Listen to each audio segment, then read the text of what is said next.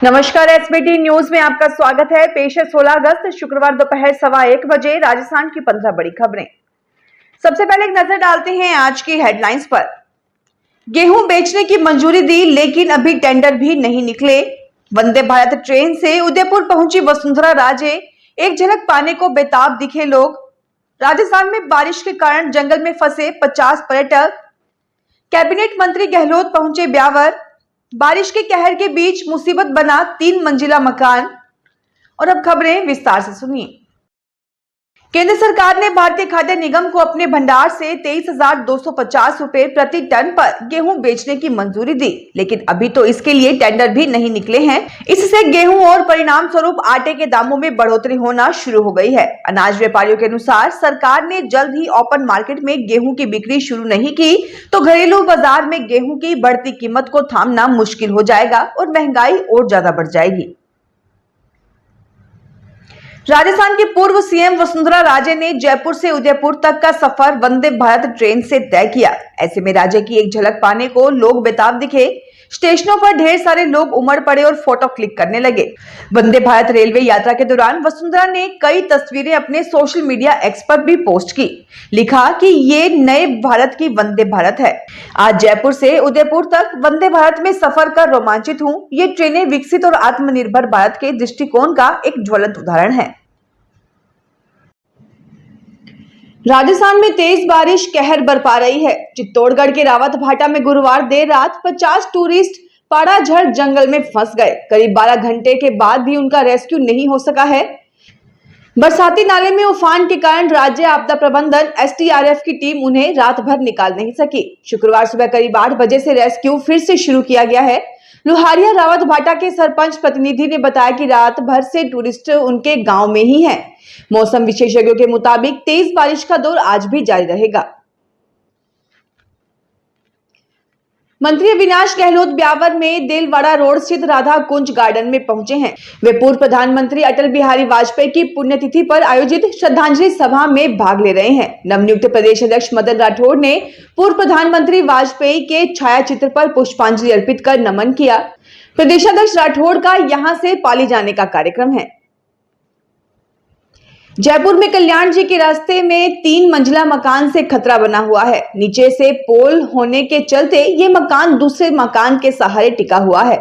इस मकान का एक हिस्सा ढहने से अब रिस्क बढ़ गया है। आसपास के मकानों को खाली करवा लिया गया है।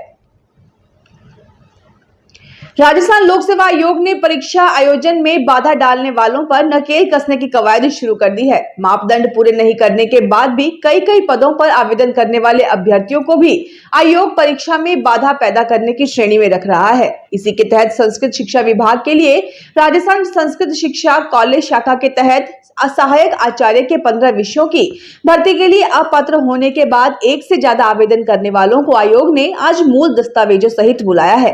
आयोग के द्वारा इन सभी कैंडिडेट्स के दस्तावेजों की जांच की जाएगी। उपस्थित नहीं होने पर नियमानुसार कार्रवाई की जाएगी। करौली क्षेत्र में हुई बारिश के बाद धौलपुर के पार्वती बांध का जलस्तर लगातार बढ़ रहा है। गुरुवार रात 9:30 बजे पार्वती बांध का जलस्तर भराव क्षमता 223.41 मीटर के पास 223.20 मीटर पर पहुंच गया है, जिसके बाद सिंचाई विभाग के अधिकारियों ने 2 गेट खोल दिए। देर रात को पानी की लगातार आवक के बाद 1 बजे 6 गेट खोलकर पानी की निकासी की गई, जिसके बाद सुबह 2 गेट बंद कर 4 गेटों से पानी की निकासी की जा रही है।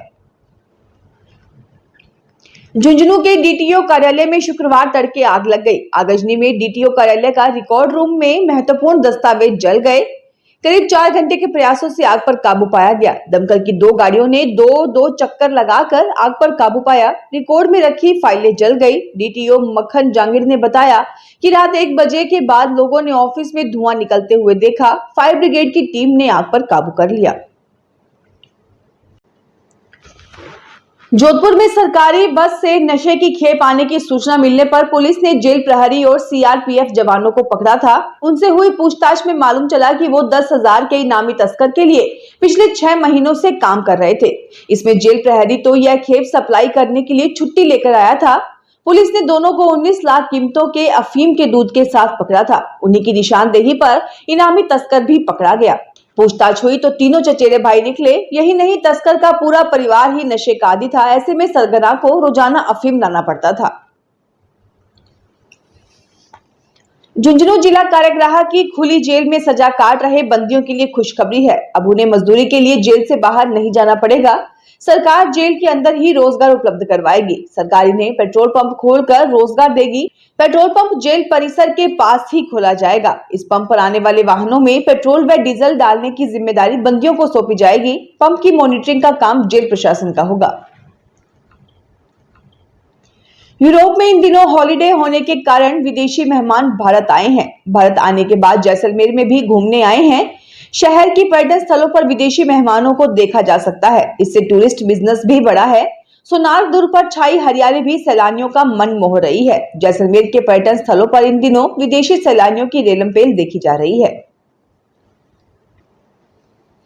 जयपुर शहर में बुधवार को हुई बारिश के बाद हालात बिगड़ गए। बरसात थमने के बाद लोगों को काफी परेशानी का सामना करना पड़ा।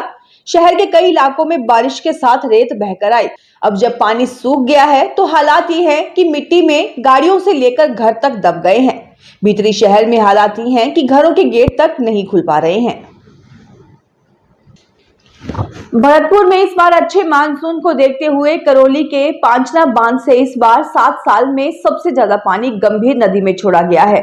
इससे भरतपुर में काफी पानी की आवक हुई है। यह पानी केवलादेव घना पक्षी विहार के लिए दिया जा रहा है, जो पक्षियों के लिए काफी लाभदायक है, क्योंकि पांचना बांध में अपने साथ काफी जड़ी बूटियां और उर्वरक लेकर आता है, जो पक्षियों का खाना होता है। साथ ही किसानों के खेतों के लिए पांचना बांध का पानी काफी लाभदायी सिद्ध होता है। राजस्थान के मुख्यमंत्री भजनलाल शर्मा 18 अगस्त को सीकर आएंगे। सीकर में वे मूर्ति अनावरण कार्यक्रम में शिरकत करेंगे। इसके साथ ही वह सभा को भी संबोधित करेंगे। जालोर के एक सरकारी टीचर संदीप जोशी ने एजुकेशन के क्षेत्र में 40 से ज्यादा नवाचार किए हैं। उन्होंने स्कूली शिक्षा को रोचक बनाया। सप्ताह में एक दिन बच्चों को बिना बैग के स्कूल बुलाने का विचार दिया और केंद्र सरकार ने 20 से अधिक राज्यों में नो बैग डे लागू किया। फिलहाल इस बुलेटिन में इतना ही। फिर हाजिर होंगे और बड़ी खबरों के साथ।